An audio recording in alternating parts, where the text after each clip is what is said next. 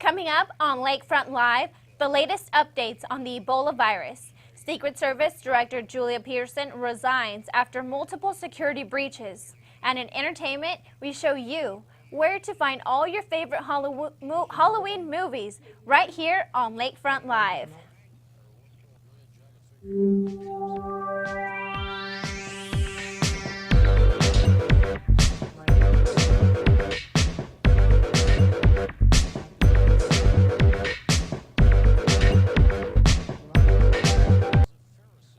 Hi, welcome to Lakefront Live. I'm Alejandra Guzman. And I'm Desiree Martinez. In health news, the latest on the Ebola virus. Already 2 weeks in, and the first case of Ebola has Americans concerned for their health. Thomas Eric Duncan, a resident of Liberia, is the first man diagnosed in the United States after he contracted it in Liberia, where he was caring for people infected with the virus. Duncan was on his way from Africa to Dallas to visit his girlfriend. Prior to his departure, Duncan repeatedly denied exposure to the virus, and he showed no symptoms of infection prior to boarding. 4 days after his arrival, Duncan began to show Ebola-like symptoms and soon was admitted to the hospital. The virus was confirmed, and Duncan has been quarantined ever since. Despite medical efforts to control the situations, Americans are still concerned about Ebola and how it spreads. Ebola is not an airborne virus. Coughing, sneezing, or breathing near an infected person will not contract the virus. Ebola can only be spread through the exposure of bodily fluids. Once the infected virus runs its course through the 2 stages of the symptoms, initial symptoms include high fever, muscle pain, headache, and sore throat. Severe symptoms include extreme vomiting, diarrhea, rash, impaired body organs, and bleeding. As for the treatment process, Texas is one of the 13 states certified to handle containing the disease. But as of right now, there are no vaccines readily available. The survival rate for the disease is 50%. With Dallas being so close to San Antonio, the university understands the steps it must take in order to handle the disease properly.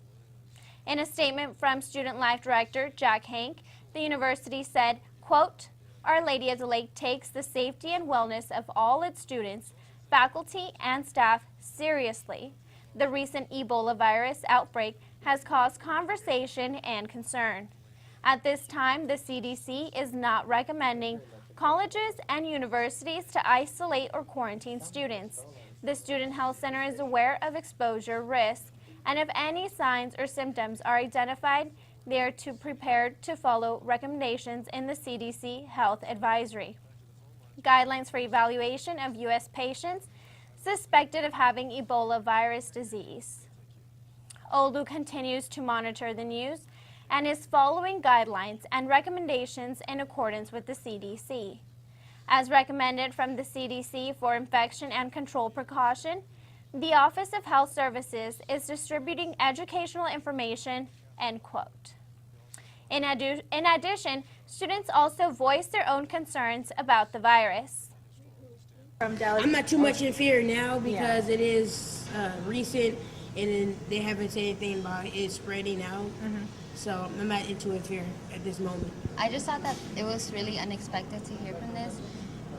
Because Ebola is not really here. It's from like other countries, and so for it being here, it kind of like raises like a lot of awareness, and it makes us think like, oh, are we safe? What should we do? How do we treat this? So that's what I think about it. But I don't know, it's a little scary, I guess. But I guess you just have to be more cautious. It's a little scary. I'm not gonna lie.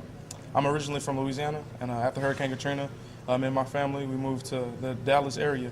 I went to school in Arlington, in the DFW area, and so I still have family out there, and so it's crazy. You know, it can be the person that works with somebody who works with somebody who, you know, and is the way it's contracted. So I'm really like skeptical of who can get it. Well, my reaction to it is it's scary. Like, first of all, to know that it can just shut down your body like that with those symptoms.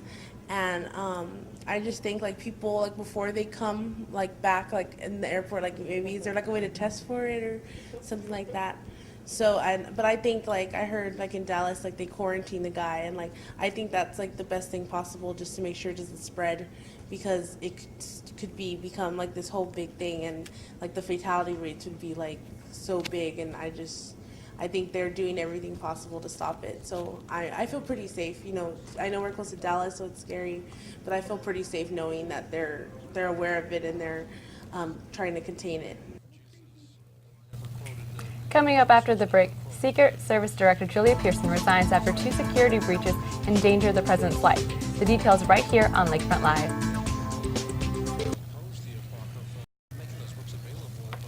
In campus news, SGA held an HIV testing event in front of the UAC last Thursday. The event was to help students get quick results of their current health status for those concerned about their sexual health.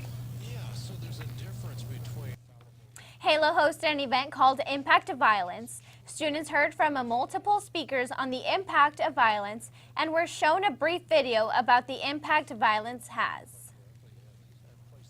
This event is the first of several events that are going to happen during National Domestic Violence Awareness Month here in San Antonio. I'm very happy that we're doing it here at Our Lady of the Lake University today because it's my alma mater, and as a social worker, these kinds of events help us do our work in that they create awareness, they open a dialogue, they help us to understand the issues better, and it gets people engaged in creating changes that are very much needed with regard to domestic violence.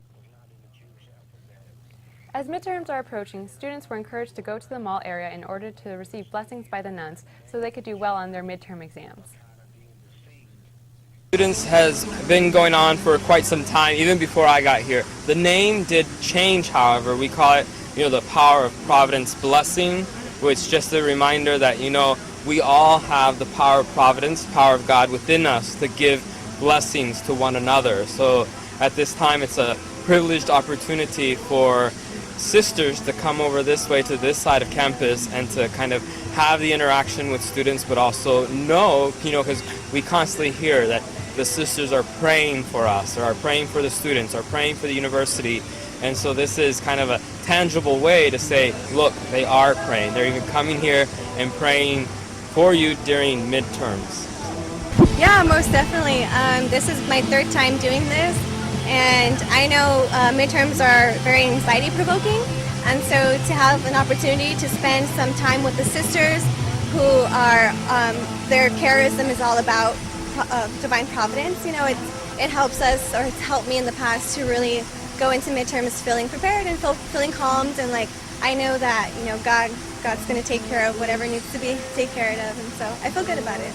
We believe, Sisters of Divine Providence, that we're one. This is our university. We're here sometimes by our real presence, but many times through prayer, many times through participating in activities. But sometimes when we see OLLU students come to the convent, it's a wonderful experience for us, so it's mutual. In political news, the Secret Service is under scrutiny after 2 breaches of the president's personal security. The first incident involved the president sharing an elevator with an armed security contractor at the CDC in Atlanta.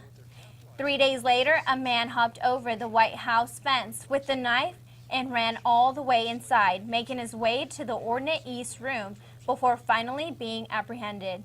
Both incidents were determined by the House of Committee as a failure to inform the president of a breach and resulted in the resignation of Secret Service Director Julia Pearson.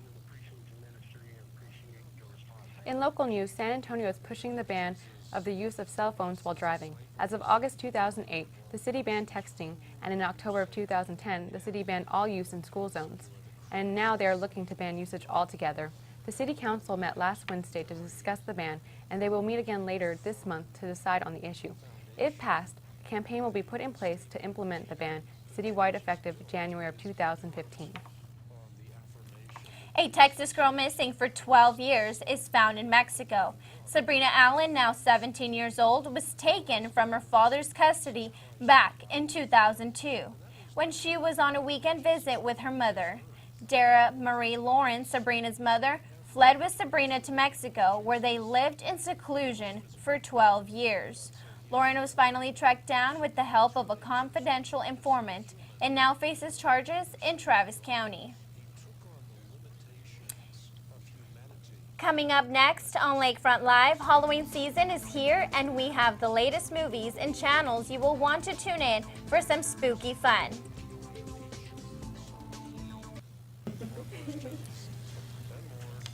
Welcome back to Lakefront Live. For all you Halloween fanatics out there looking to experience some spooktacular fun, we have a list of couple things to get you started. AMC is showcasing its annual Fright Fest. Beginning October 13th, AMC will be showing all your favorite horror film classics for the rest of the month. Last weekend, Hollywood director James Wan released his newest horror film, Annabelle. The film is a prequel of Wan's last film, The Conjuring. Annabelle focuses on the origins of the demonic doll and how the Conjuring film came to be.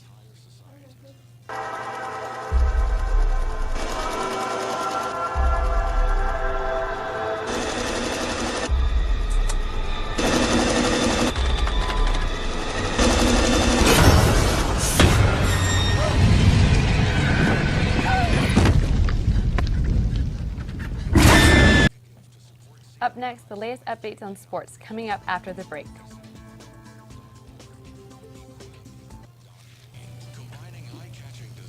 Welcome back. Last week, OLLU hosted former Spurs player Bruce Bowen. Bowen came to talk to students about the importance of character and what it means as we get older. I think it's one of those ordeals that you just continue to learn in life, you know, and apply the positive things that you've learned. It's not a big recipe. It's about being who you are and really, I think, touching the lives of others so that you can become that leader. Wherever I've been, I've always, expressed how important it is that we respect one another's opinion. As you continue to respect opinions, I think that's what allows people to come together because they feel comfortable, because you are someone that listens to what they have to say. That doesn't mean that you agree with it, but at least you give them the opportunity to have a voice. In athletics, Saints volleyball faced off against St. Thomas in a close game, slipping by with a victory 3-2. Saints were able to take a 2-0 lead before St. Thomas tied it up for a tiebreaker that the Saints would eventually dominate. They also took on Trinity University, but they lost 3-1. For most of the game, Saints kept it close, as they only lost 3 out of their 4 sets by single digits, with the only exception coming in the second, where they lost by 10. Saints volleyball now moves to 9-5 on the season, and they will be back in action again tonight at 6 p.m. as they take on St. Mary's Rattlers.